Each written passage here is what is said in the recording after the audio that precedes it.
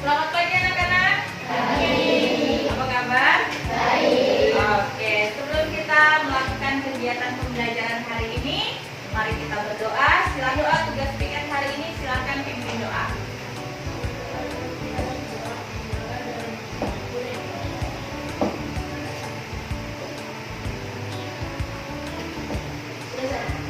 Terima kasih. Yuk, kita menyanyikan lagu Indonesia Raya dengan secara hikmat. 1, 2, 3. Indonesia tanah airku, hiduplah Indonesia Raya.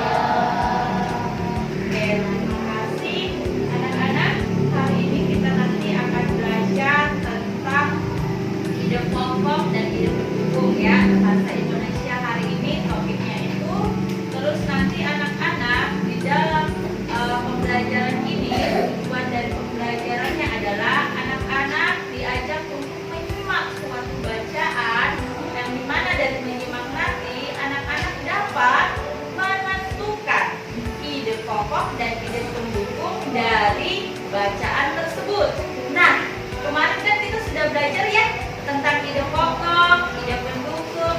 Terus kita juga sudah belajar membaca cerita yang ada di buku sebelumnya. Kemarin itu ceritanya cerita jenis cerita rakyat, benar nggak? Iya.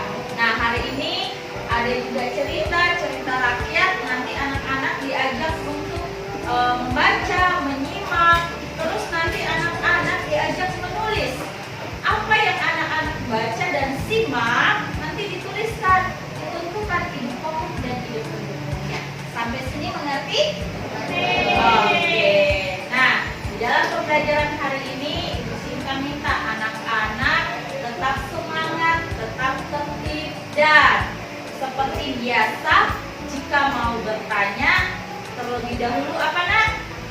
Angkat tangan. Pintar sekali, sudah tahu ya peraturannya. Terus nanti Ibu harap anak-anak dalam mengerjakan soal melakukannya dengan penuh tanggung jawab karena kalian sudah sudah besar ya, harus jadi contoh buat adik-adiknya. Sampai sini ada pertanyaan? Oke, kita akan mulai kegiatan pembelajaran hari ini.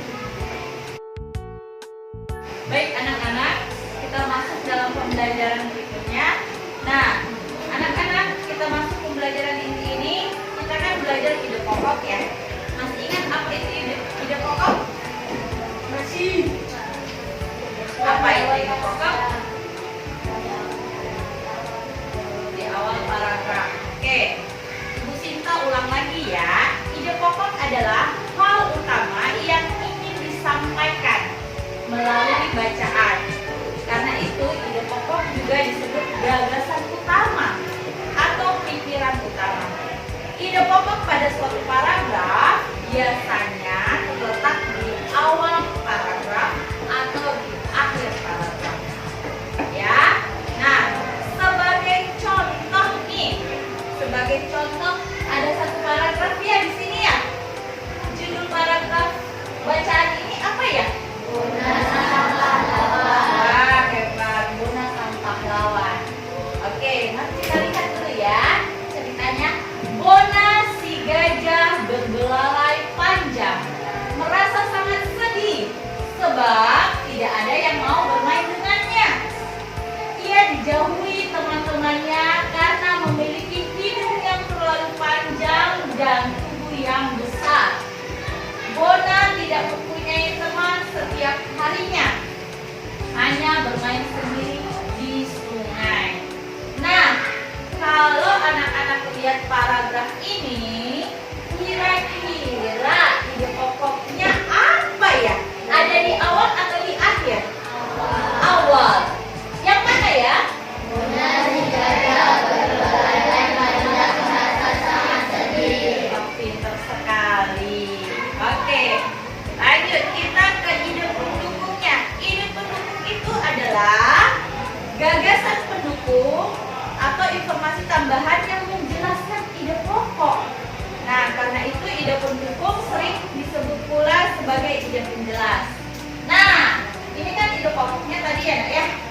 yang kalimat pertama ya.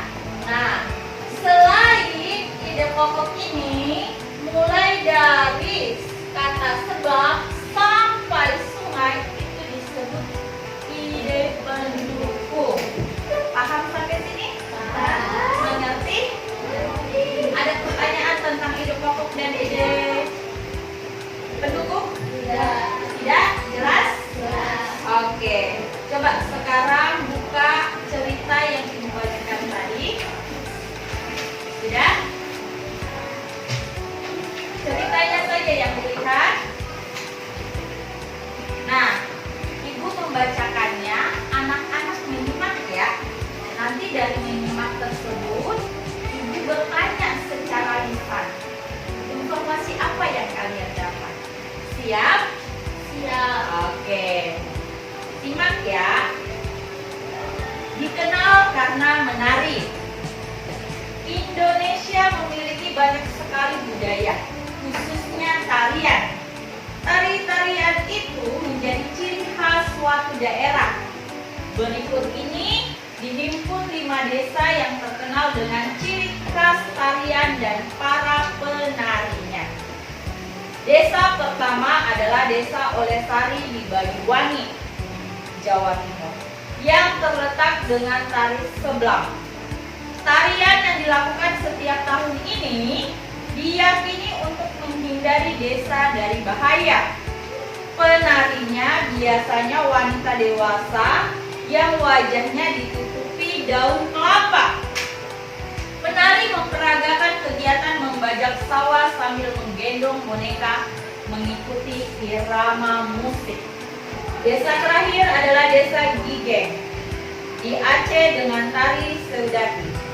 Fungsi tarian ini bukan hanya sebagai pertunjukan hiburan untuk rakyat, melainkan juga sebagai sarana dakwah untuk mengembangkan ajaran agama Islam. Tari Seudati dibawakan oleh 8 orang pemuda. Gerakan yang dibawakan menggambarkan seorang syekh bersama para pembantu.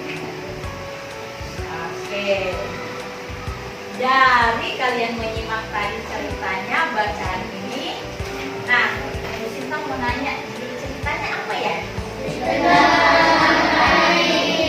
Kalau dari bacaan tadi ada berapa paragraf, Nak? Nah, ya ada 6 paragraf ya. Nah, sebutkan nama-nama desa yang diceritakan di dalam cerita tadi dan nama tariannya. Kan ada desanya, terus tariannya apa? Siapa yang bisa menyebutkan? Ada di cerita itu, bisa dilihat lagi.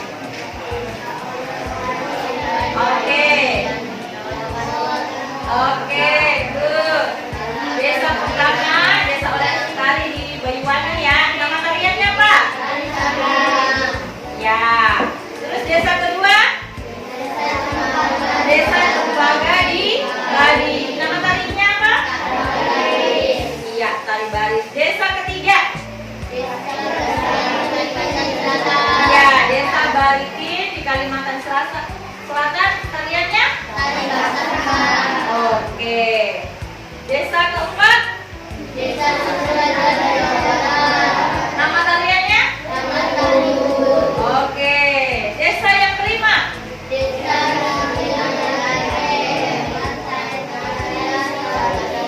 Oke, good. Ada pertanyaan nih, disimak baik-baik. Berapakah jumlah penari pada tari Seudati? Coba lihat, berapa jumlah penari?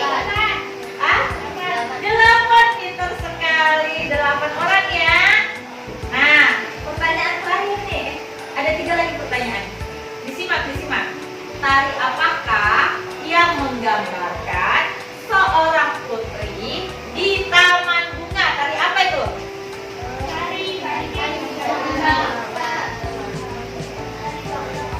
Iya, tari bangsa kembang. Itu menyimak loh. Pertanyaan selanjutnya, apakah nama tari yang gerakannya seperti ada gerakan pencak silat? Iya, tari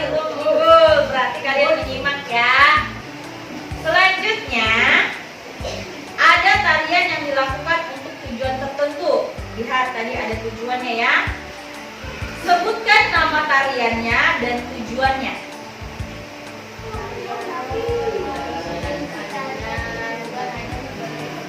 Tari apa itu? Tari apa? Tari sedatif. Fungsinya apa? Tujuannya? Sebagai apa? Oke, sebagai sarana dakwah untuk mengembangkan ajaran agama Islam. Menyimak nih. Oke, baik anak-anak. Dari kalian tadi menyimak bacaan ini, terus Ibu Sinta juga memberikan pertanyaan lisan, kalian juga dapat menjawabnya. Bu Sinta ingin anak-anak mencari ide pokok dan ide pendukung dengan ada pertanyaan di LKPD-nya kalian. Coba di belakangnya, coba lihat. Udah? Nah, yang pertama kalian lakukan adalah menulis namanya dan tanggalnya. Sudah?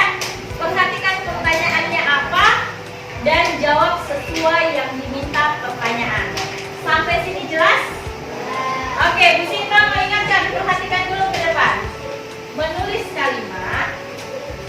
Kalau kalimat, misalnya kalimat ide pokoknya harus diawali huruf kapital, ya. Dan diakhiri tanda baca apa ini, Nak? Titik. Paham ya? Terus penulisannya harus rapi, mengerti?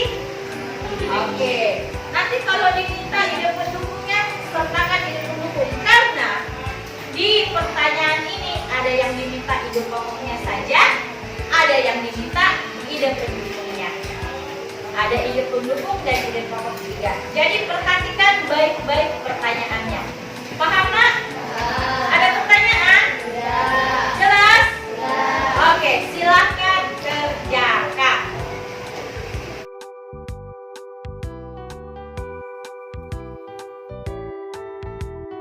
Baik anak-anak, tadi kalian sudah mengerjakan ya lembar kerja kalian. Semuanya hasilnya bagus-bagus. Dan Ibu mau mengajak anak-anak kita mereview kembali apa sih yang kita pelajari dari tadi tentang ide pokok dan ide pendukung. Sudah paham untuk mengerjakan seperti itu? Oke.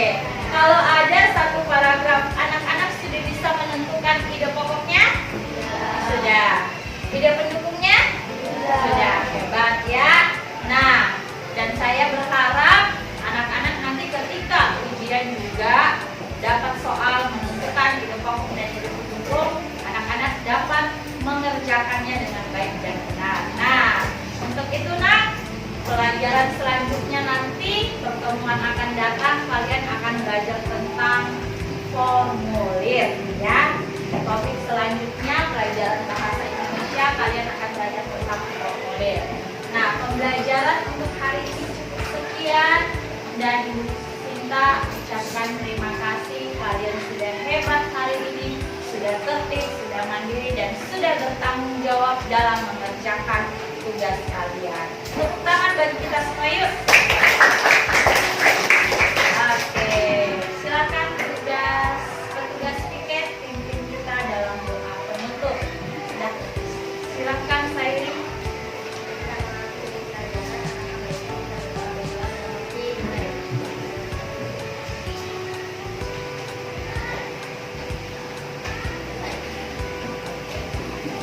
Sampai jumpa pertemuan selanjutnya dan selamat pagi.